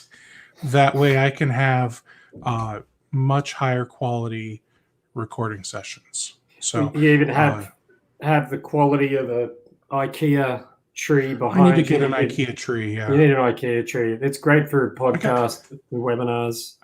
Yeah, I've got the guitar. I thought the guitar was a nice touch. Do you play it? Yeah, you do. Yeah, I do. So that's an acoustic bass. I've got 2 acoustic guitars. I've seen you play. That's right. I've seen you on Facebook or something a while back playing. You're good. You're really good. I play guitar as well, but I suck because I haven't played much for years. Yeah. I feel pretty rusty lately. So for those of you who think James is like some kind of sales guru, James, will you, for the right price, sell MSP services for other MSPs who suck at sales? No, but I think that it all comes down to being within the atmosphere. Look, I get it. This is it's almost automatic, Steve. You need to be in the atmosphere of successful MSPs, and Benchmark Partners are very successful MSPs. In fact, they're the most profitable MSPs in the world. And being around those MSPs and having the capacity to sell is actually the big deal. The fact that you can sit here for a couple of hours not doing tech support, right, means that you're in a very good position to go out and sell. Benchmark enables you to go out and sell 24/7 services in your market. You instantly become the largest MSP on your street. And so I think just being around that helps you to become a bigger and more profitable MSP. So, and if any of you are those that maybe observe the Sabbath and take Friday nights off and don't work again until, what is it? It goes from Friday evening until Saturday evening, I think. Mm-hmm. I bet James's company can take care of you for that 24-hour period and wouldn't mind doing that. I bet you wouldn't mind doing a lot of things. I know that you have so many interesting and unique arrangements. I know that you're doing for one company, you're doing like email like logs. You guys are looking at logs and you're like batching them all and maybe doing it once an hour. That way you're not dinging them for all these individual tickets. You're dinging them for like a once an hour. We go through all these logs for 5-10 minutes. Yeah. I know other guys, you're probably just answering the phone and helping to triage. Other people, you might be looking at tickets and helping to triage there. You're not necessarily doing work all the time. You're almost like a really technical virtual assistant. And when I say you, I mean your people, because they can't afford you. But then at the same time, if somebody needs actual outsourced remote tech support, that's your bread and butter.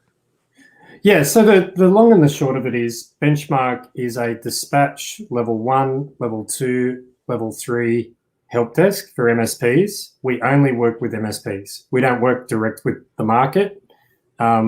We only work with MSPs. And you're able to come to Benchmark with a particular brief like, hey, I need my calls and I need tier 1 done 24 hours a day. And Benchmark can do that. And for some MSPs, that's in the many thousands of endpoints or many thousands of tickets per month. And for other MSPs, it could be quite a narrow scope. The narrower the scope, the lower the cost. So whereas you might have needed to employ a dispatcher or you might have needed to employ a tier 1 person, with Benchmark, it's on a consumption model. So you basically pay for what you use. Yeah. And because I've got to wrap up, I need a very simple answer to this. Do you have a minimum monthly charge? It's about to change. And so I want to come on your show in the next few weeks because we're about to launch something that is going to be amazing. And it's going to be at a price point that I think every MSP will be very excited about. So I want to relaunch it in the next few weeks. Well, you know how to book it. Yeah, man. And you're coming on. You got to come on my show now. I can't wait. I can't wait. 2:00 in the morning. Okay. I'll have to negotiate that with you offline, but I will be there. Steve, right. It's always a pleasure, man. Thank you. Absolutely. Yeah. This was amazing. I love having you on here. I love how much you want to give back to the MSP community, because at the end of the day, if you can help some MSPs do a better job, then it's just going to raise the value of all MSPs across the globe, across the flat Earth globe. Yeah, guys, the market's booming. There's never been more work for MSPs than there is right now. The market is insane. We're in maybe once in 20-year event right now as a result of COVID. There are sales to be made. Get out there, sell. Stop tinkering around with your stack. Get out there and start knocking on doors. There's work to be done. Yes. Thank you so much. Take care, everybody.